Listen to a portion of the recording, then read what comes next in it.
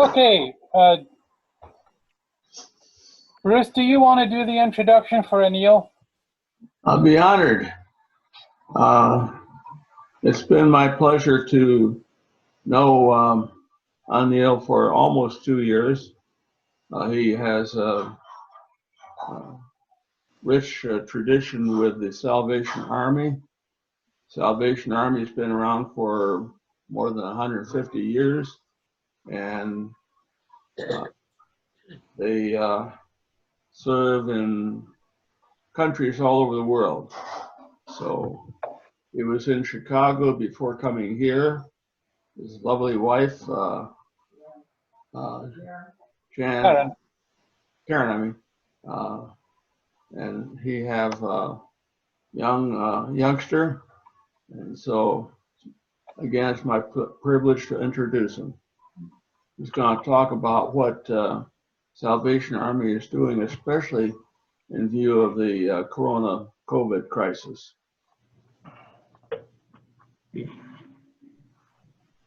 Hopefully Anil is not surprised by that. I'm not surprised. So thank you so much for the introduction. Is it okay if I share my screen? I have a small PowerPoint. Absolutely. I may have to enable it. Oh, please.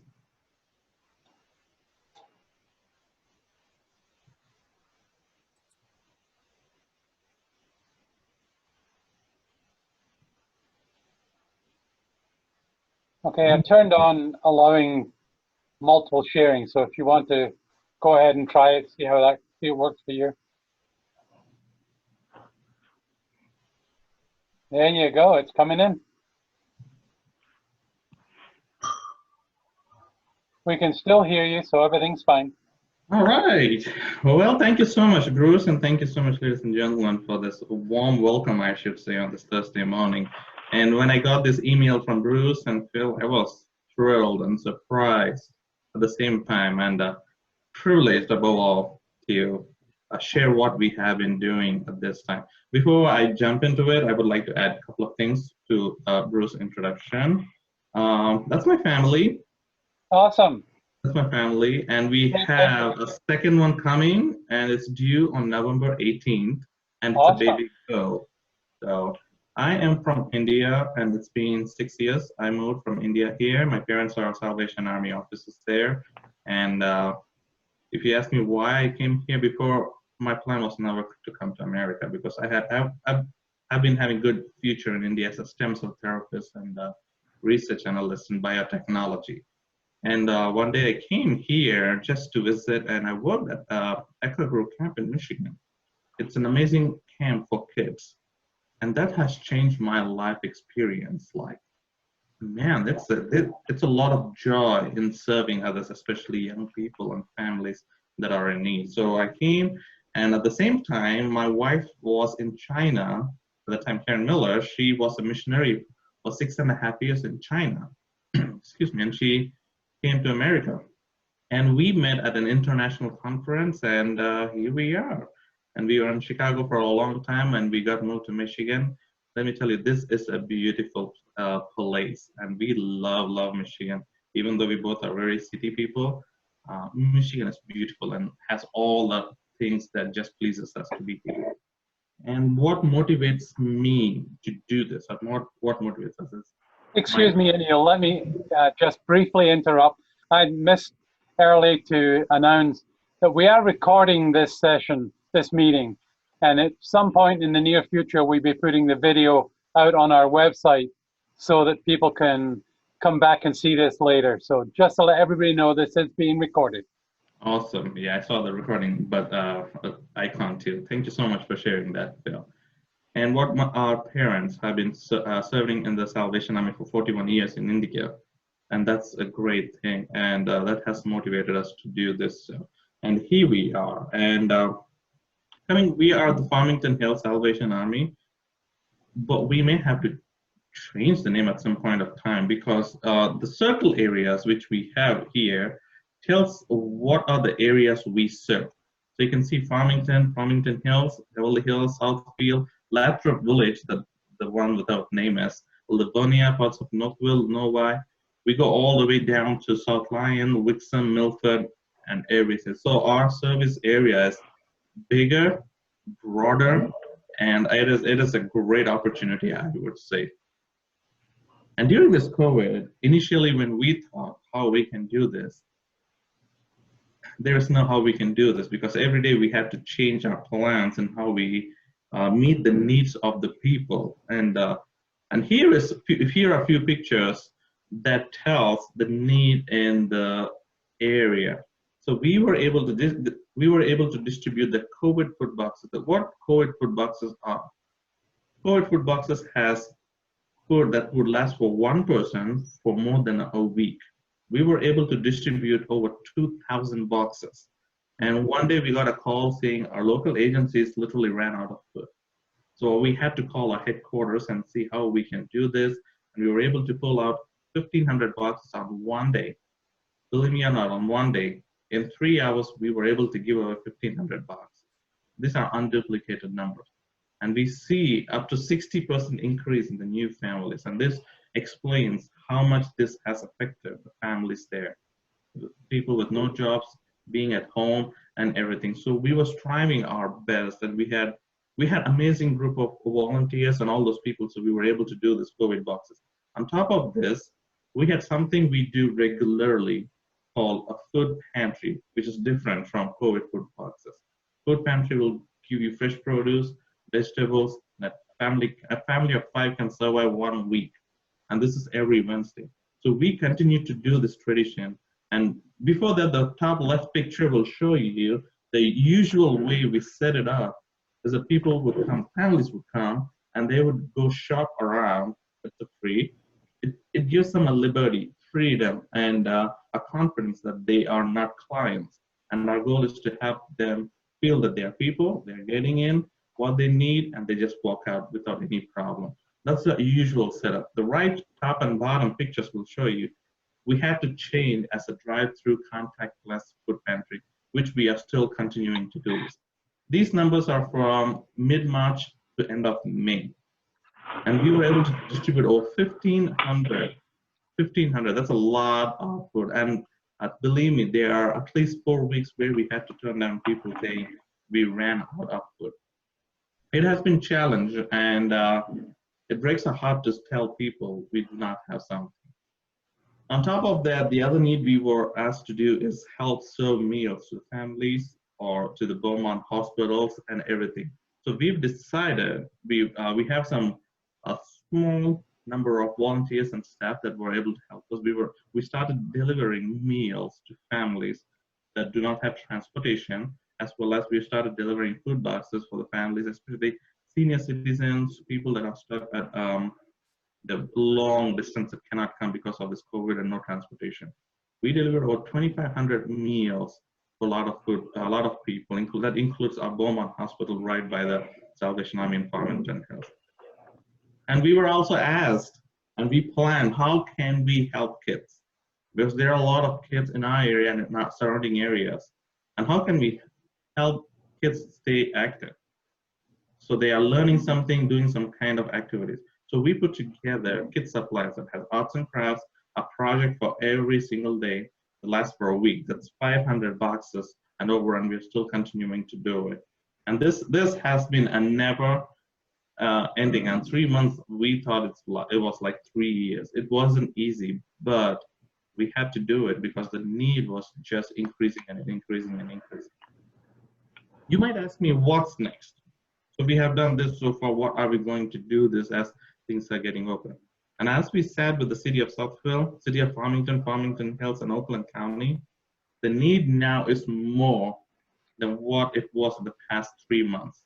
If you ask me what those huge needs are, the list of needs because of the COVID crisis, the next 2 to 3 years is going to be challenging for some of the families, especially as the jobs are opening, but not full-time jobs.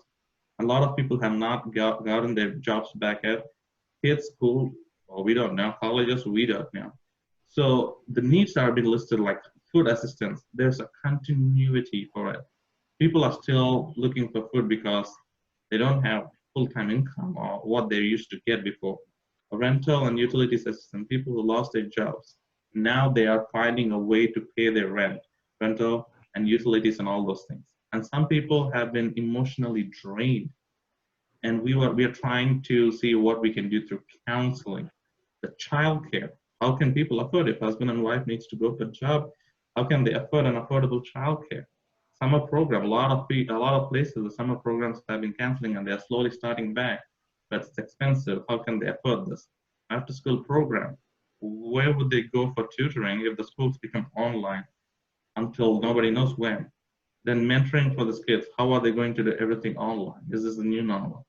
So we are working with partnering with the people, and a lot of people are trying to partner with us to see how we can reach out the maximum, if not for everyone. So Detroit Food Rescue for garden harvest and farmers to people. This has happened in the last 10 days. We all were able to partner together and see how we can bring food in here from various parts of Michigan and just try to give people fresh produce. Detroit Food Rescue and Farmers to People, they have been phenomenal in delivering fresh, top-notch quality. I have to tell you, I have to be honest, I thought that it's from Whole Foods. Phenomenal quality of fruits and vegetables. They deliver it, then we put these into boxes and we are trying to give them away to the people as well. Forgotten Harvest gives us bread and various shelf-life products, and we put all these things. And yesterday, we finished everything. We had 95 families come yesterday. And we had just the right amount of food. We were like, yes, we were able to accommodate everyone. The next one which we are trying to do is the Oakland County and United Way. We are trying to increase the assistance for rental and utilities. I have to tell you, our phone does not stop ringing. And a lot of people get upset, like nobody's answering, because 4 people are answering and 4 people are on parking, just like waiting. And it has been challenging because a lot of people have been waiting to see how they can get assistance, pay their rent or utilities, because they don't want to be kicked out at this time, especially families and everyone. And if you ask me the next one, this is my favorite thing. This is the Salvation Army exclusive program called Pathway of Hope. And I'm going to explain this program because this is my favorite and you will love it as well. This is literally called adopting a family, multiple families, but we do 10 to 15. That's our capacity. We are trying to increase it now. Pathway of Hope is literally adopting a family, helping them every single day, every single week with whatever needs they have. Rental, utilities, food, mentoring, counseling with kids, financial assistance, education, then job hunting and everything. Our goal is to take a family, help them, and ensure that their family is set. They find the jobs, and even if after they find their jobs, we won't let them go. We want to make sure that they are doing well the following years. We have had a lot of amazing successful stories with this program. Our goal is to increase, not just double, triple the numbers, to see how we can bring in more families or how we can help families in this way. I can share one story that will really, really inspire you, I guess. I can share the name. Caitlin Robinson is one of the family who walked into the doors of the Salvation Army Farmington. No job. She did not have any house. She has 3 kids. She didn't know what to do. We talked to her. We explained about this program, and we kind of adopted her for over 2 years. Now, Caitlin has finished her college education. Caitlin is working in a nurse at a senior center as a nursing care person. Caitlin has full-time job. She has an apartment. She has a vehicle. She's able to take care of her kids, pay for her kids, and we even support even now. And Caitlin is now a confident person who just left whatever she had in the bag, the burden of finances and all those things. Now she is a strong person. She has turned into a role model in 3 years. This Fantastic is just story, Anil. Sorry, you read the story? Fantastic story. Oh yeah, it is amazing. There are a lot of families like that, but this is one of our favorite programs. So our goal is we are working hard to see how we can expand this program, because with 2 people, it's not possible because there's a lot in it that we don't see. So we are trying to bring in more people. We are asking headquarters to send more people, headquarters people, not even our people. to see how we can, because we have families that needs this kind of help. So we want to make sure it's not a one-time help of a food box, but it's a long-term effect that they will turn back and see how where they are, the way they were, and where they are now. So this is one of our favorite programs. The next favorite program, this is a huge task we are taking. For the next 3 years, Farmington, City of Farmington Hills, Oakland County, we are working with these 3 amazing people, and we are starting to work with Southfield as well to see how we can help the young people in a lot of areas. We see some of the areas in Farmington Hills look amazingly beautiful, and on the other side, we see some families struggling, which often we might not be able to see. And these young people are on the roads. We were driving, and these kids are just on the roads. They are like, they don't have anything to do. The parks are closed, everything is closed. Even when the schools are open, they are on the roads because they don't have a role model. The parents say they cannot afford after school program or any kind of thing. So we've decided for the next 3 years, how we can help through this COVID crisis, especially hitting it and staying at home.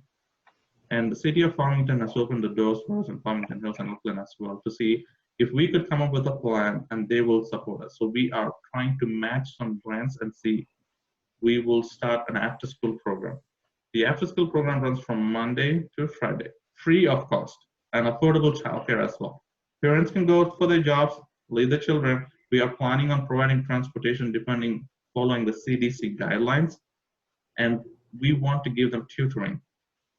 We want to help them have some mentoring, some role models. And including in this is recreational ministry. Recreational ministry is basically, we have a gymnasium where they can play basketball. We have coach who will teach basketball. We want to have tournaments between them. Dodgeball, floor hockey, sports, and all those things. Then we have music ministry. Music ministry is we are expanding our music school. We have Detroit and Lansing brass band offered to do free classes.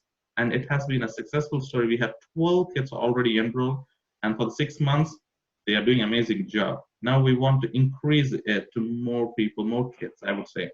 And they have graciously said, yes, they are willing to bring in more volunteers.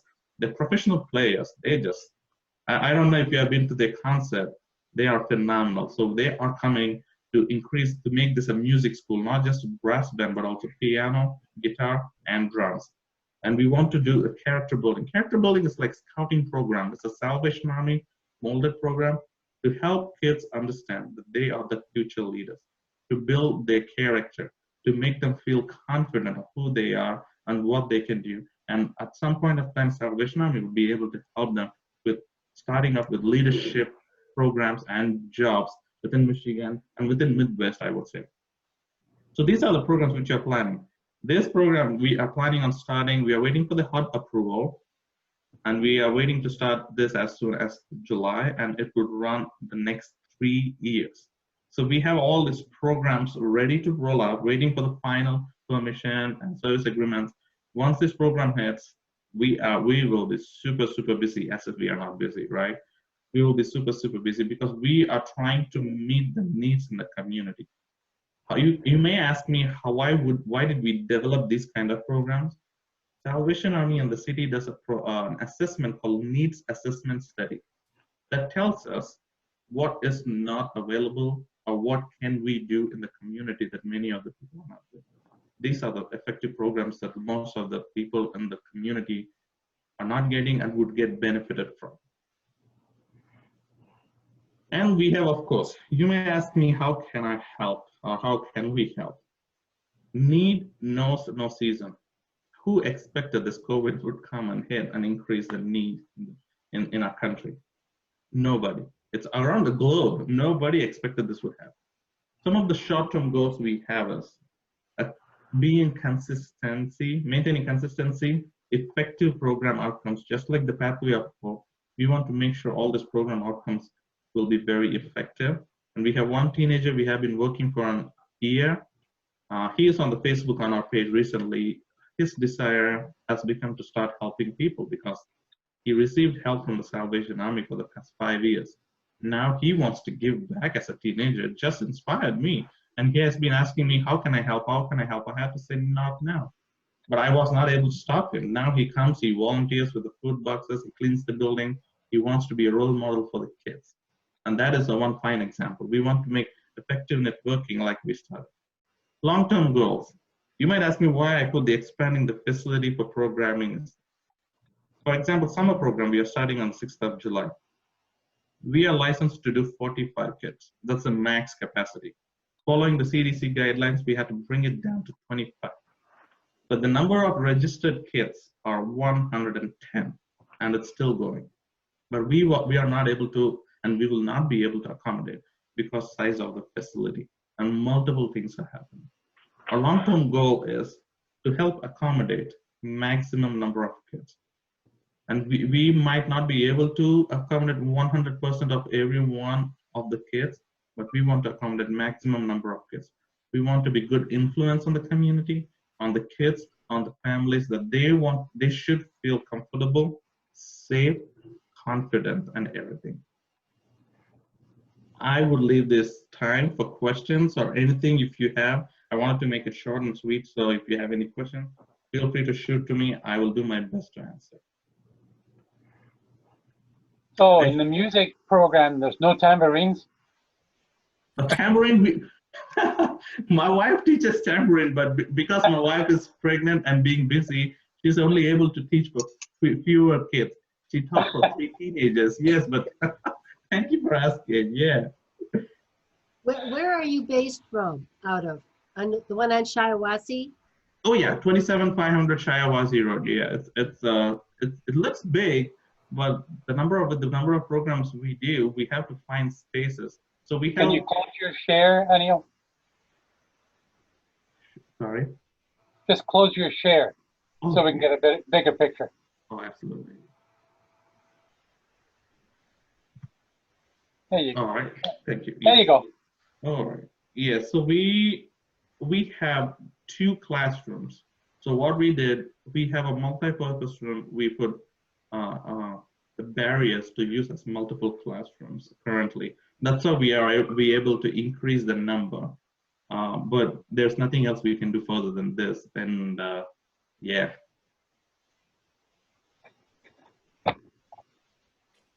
Anil, you've got a limited amount of space property-wise. Is there any plan in the future that you might need to relocate or expand the building on the existing site?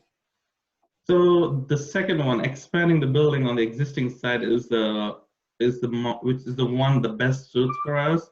So we are trying to work with our headquarters to see what direction we can go. We already, Bruce might know this. Previously, they tried to expand the gymnasium, multi-purpose room, and the kitchen because we do a lot of service. So the kitchen, even though it's a pretty good sized kitchen, it is not a commercially standard one. So they tried, but they fell short of funds. So the goal is next time when we expand the building to add a double layer, 2 floors, to increase the classroom and all the space so we can accommodate a lot of kids and everyone. And the state, sorry, go ahead. Fantastic. Oh, yeah. The state and the Salvation Army has a rule called Safe from Harm rule that we established together. Safe from Harm rule is basically to help kids stay safe in the building as well as the adults. Because of this rule, we want to make sure every classroom has 2 adults for the kids. So to ensure nothing is happening, to ensure that there's a safety and everything. The current situation, because of there's only 2 classrooms, it is very hard to maintain the traffic and everything. Last year, the summer was amazing. We are full of capacity, 45 kids. We had 10 leaders. That's over the capacity. And you should sit there like you always have to move and say, oh, okay, now, okay, it's your time, it's our time. So it's a good problem, I should say, but we are working our best to see how we can expand it. And you also have problems with your roof. Oh yeah, the roof has been a biggest issue. So expanding the roof, expanding the gymnasium will help us to solve the roof issues and have a new roof. And we want to make sure that we want to make the gymnasium as a senior-friendly place as well, including the facility where they can come, especially during the winter times. We want to open the building so people who wants to walk around, they can do the walking or laughing club or whatever they want to do. We want to make sure that we are there for our public service. So we want to make sure we want to accommodate that. So that is one of the goals. When we expand the gym, we want to have a walking track. People can come in and walk for free and find a place to be comfortable and get their physical activity in.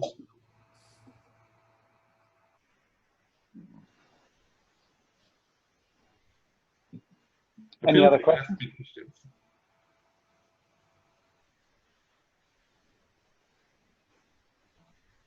On you go, Penny.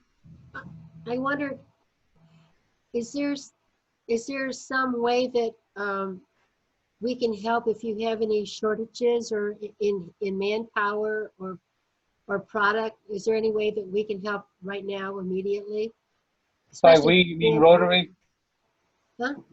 By we mean Rotary? Yes. Oh yes.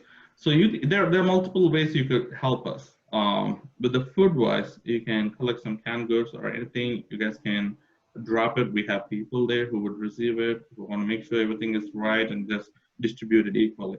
The other ways you can help is there's always a need through monetary donation. You can do in the Christmas time. You can raise funds and you can say these funds are for social services, or these funds are exclusively for youth programs, these funds are exclusively for after school program or something. You can do that during summer or during throughout the year. We have a lot of programs and you can say we will adopt this program we want to make sure a couple of families can get benefited with our funds. We will make sure those two families get benefited. I would like to share one example. This one I cannot share the name of the donor, but this person has seen all the things the Salvation Army is doing recently. We didn't even notice. Apparently, we have been in Farmington Voice, Macomb County, Macomb Daily, Daily Tribune, and all those news papers a lot. So a person reached out to us and he said he wants two families to get benefited with this donation. We said, right on. And he asked, how can we do that? We gave them the options and he picked an option and we started helping the family. I have to tell you, that family never, ever expected this kind of help would come their way. Just throwing out there. So these are some of the ways you could help, or you can, I'm just throwing it out there not to be greedy, but you guys can, on the long term, you can say, we want to support part of the gymnasium or part of the building expansion. You are more than welcome to do it. Just throwing the short term to bigger goals. Did I answer your question, Penny? Yes, you did. Oh, okay. It made me think to make a sign to put at the edge of my driveway. I advertise for the farmers market every week with a sign. And I'm wondering if I put out a sign that said collecting canned foods or canned goods for Salvation Army, if you think that might work too. Oh, absolutely, absolutely. U.S. Postal Service, they have already started doing that for us as well. Not at the farmers market, but they do. Oh, no, at my house, Oh, yeah, yes. Oh, at your house. Oh, yeah, absolutely. Yeah, that works well as well. We welcome anything. Any kind of help just goes to the people. So we appreciate anything. Go ahead, Ginger. Hi, I just, I wanted to say in regards to your food drive, I had a surprise a couple of weeks ago. The Waterford Rotary Club was collecting for a church that had been servicing 200 families, and the families suddenly jumped to 235 families in a week period. And so I just put a thing on my Facebook and was absolutely stunned. I had a friend saying, can I bring you some food? They had bought a lot of food for a family member that they had delivered to their garage. The family member was in the hospital with COVID and didn't survive. And none of the family wanted to take these groceries and use them because it was sad. So that she brought me boxes and boxes of food. So sometimes just having a lot of people put a little blurb on their Facebook page, I'm collecting food. You just don't know what's going to happen. Oh, absolutely. So I just share that. Oh, absolutely. When this was a special time when we got, it was a surprising call. We have a city-wide email, and in the email, and I almost cried when all the agencies said, like, we are low on food. but the numbers are spiking up. How can we help? And a lot of people are in the process of collecting donations, and it would take at least 10 days. In the meantime, we don't want to let these people just like starve, especially kids. I personally cannot see a young kid starving.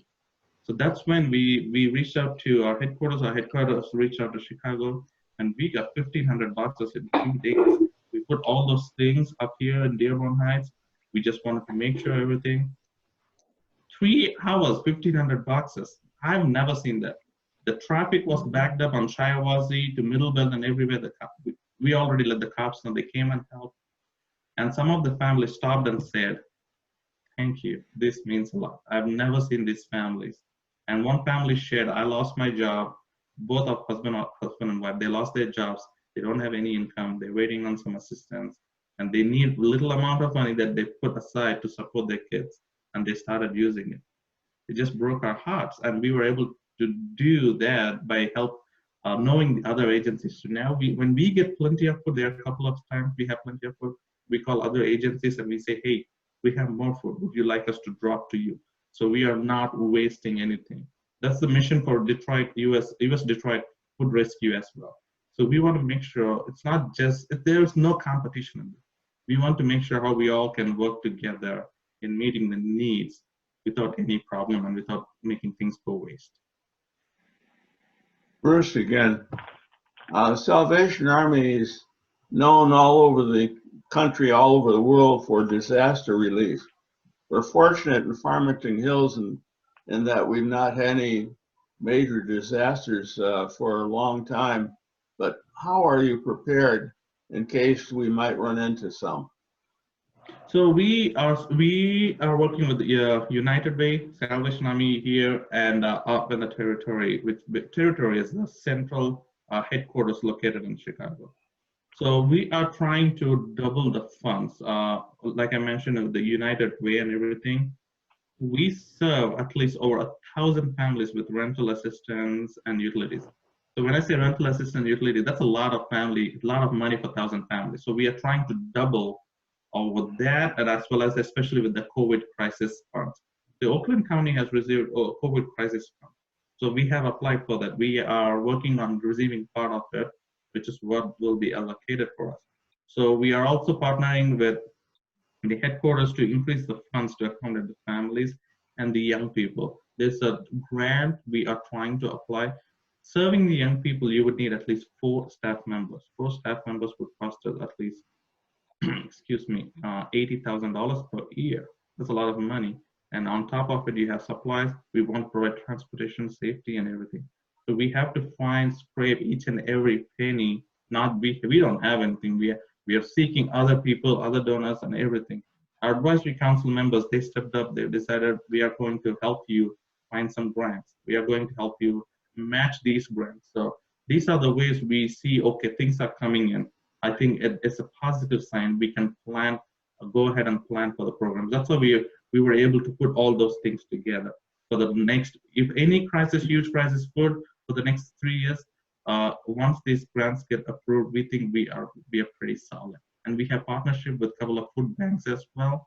So we feel we are very confident that we will be able to accommodate a lot of people if the second wave crisis comes, and just to be prepared. Did I answer your question, Bruce? Thank you. Okay.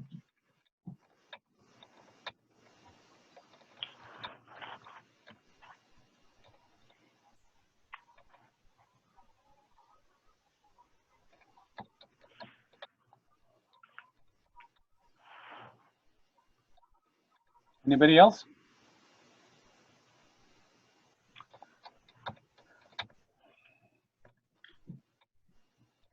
Glenn, do you want to take us down?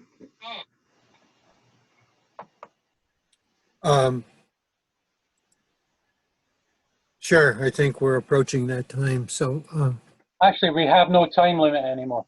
oh, okay. Well, anyway, thank you very much, Anil. That presentation was great. Fantastic. It's a few things that we've been interested in seeing, and that is the share screen presentation and how it's done, and a little bit about it. So that's great. And the work that you do, your dedication to the efforts to assist people in need at times of need is certainly admirable, and we appreciate the fact that you're a part of our community in Farmington and Farmington Hills, as well as other neighboring communities. So thank you very much for being our speaker today. Rest assured that the thoughts will be in our mind when we discuss different things within our club. I'm not sure exactly how we can help, but between our members and others that we associate with, sometimes connections are the most important thing. And I think that Absolutely. you made an excellent connection with Rotary here in your community of Farmington and Farmington Hills. So thanks again very much for an informative and interesting presentation this morning. Oh, it's my pleasure, and thank you so much for having. It's a privilege. It's a privilege for us to get connected with the Rotary, and it is such a great opportunity to present it for great people. Like you mentioned, connections is a big help. Your prayers are much appreciated. We don't always expect people to help, but you can pray. You can pray about others. You can think about that's a bigger help as well. We would appreciate anything you guys do. Thank you. Thank you for having me here. Thanks, Anil. Thank you so much. Back to you, Phil. Okay, unless there's anything else, I'd just like to give, we don't normally have extra time, but if I give an opportunity to a couple of you, or all of you, but in particular, David, we don't have you on video, but I see you're still connected. You want to introduce yourself to the group? Yes, sir. My name's Dave Pierce. I'm with the Romeo Rotary Club, and got an email notice for this meeting and thought I would dial in. Fantastic presentation, Anil. Thank you very much for doing that. Very inspiring. We have a Salvation Army out here in Romeo, and your presentation inspired me to perhaps reach out to those folks and see if we can't do something with them. So thank you very much, and thanks for having me at the meeting, Phil. No problem. Stan, I see you're on mute right now, but do you want to introduce yourself? Hi, I'm Stan Beatty, and I'm a guest here today. And so I live in Farmington Hills and appreciate this wonderful program. No problem. Ginger? Hi. Well, I'm Ginger Behrens. I'm not a stranger to the Farmington Club, Oh. but I do have some news to share. As everyone knows, I'm kind of a polio advocate and speaker, and I have been with the Sterling Heights Club for a while now, about 6 years, and I am transferring July 1 to Waterford because my son has been a member there for about 4 years now and is going into his second year as president, and we decided we would like to experience Rotary as a family. So he's been nagging me for a long time to join him at his club. And so I'm going to give it a try and see what the water's like in Waterford. Good move.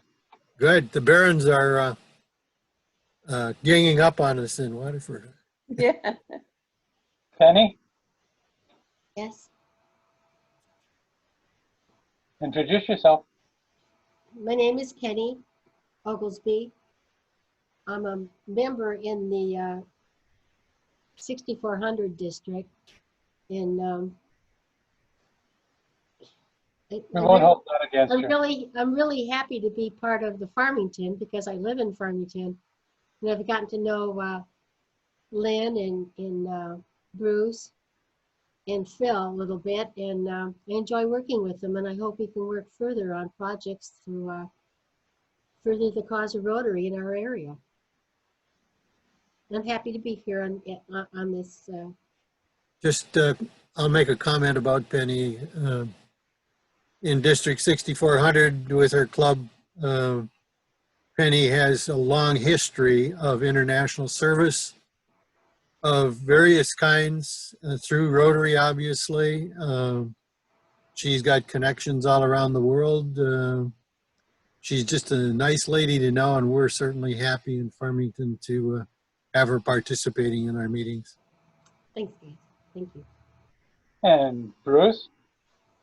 Hi, I'm Bruce Carr. I've been with the Farmington Hills Rotary Club for about a dozen years. Met a lot of good people, and you guys, I'll say, we are, I think, doing a lot of great things. Excellent. Lynn?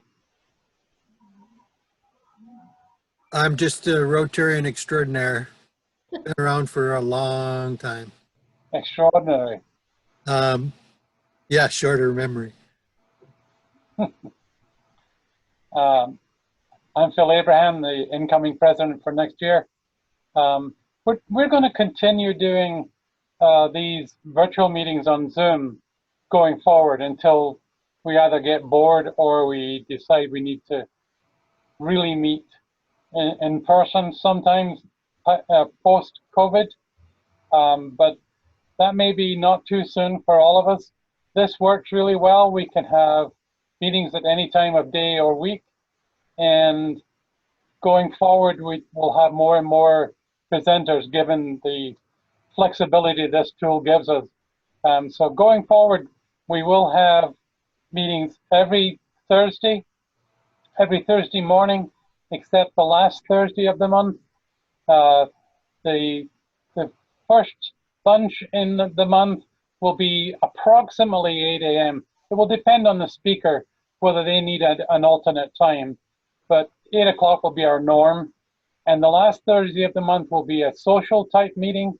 Bring along your own beverage. We'll meet about 4 o'clock on that last Thursday of the month. And there may be a subject speaker, there may not. We'll probably at least discuss club business and Rotary business, and maybe what's going on in the community. But whatever it is, that'll be more a social meeting than a true business or Rotary type meeting. But going forward, if all of you feel the same, this is where we'll be, 8 o'clock every Thursday, except for the last Thursday at 4 o'clock. And hope you can join us. We'll be sending out emails to those that are still interested. If you tell us not to send emails, we won't, maybe. The only ad that I would put on that, Phil, is to inform those present today that the link to the meeting is always the same. So at the 8 o'clock time, if you click the link that you used today, you'll find our meeting. And if you choose to stay in it, you can. And if you choose that you don't care about that particular one, you don't have to stay. But it's the same so that we don't have to worry about past attendance, wondering how they can find us the next time. That's true. That's exactly how we'll do it. Meantime, that's all for today. As I say, this was recorded. We will be adding it to a collection of videos we're building, and going forward, each meeting's speaker or not will be recorded. If the meeting was just a general chat, we may not publish that, but if there's certainly a speaker, we will be putting that out there. We have about 4 or 5 videos in production that will go out on that in fairly short order, possibly before the end of the month. So, Lynn, you want to ring the bell and see us on our way? One ringy dingy. With that, the meeting is officially ended. Have a good week, everyone. Thanks. Bye-bye. Ciao. Thank you. Thank you. Thanks again, Anil. Thank you. Thank you so much, everyone.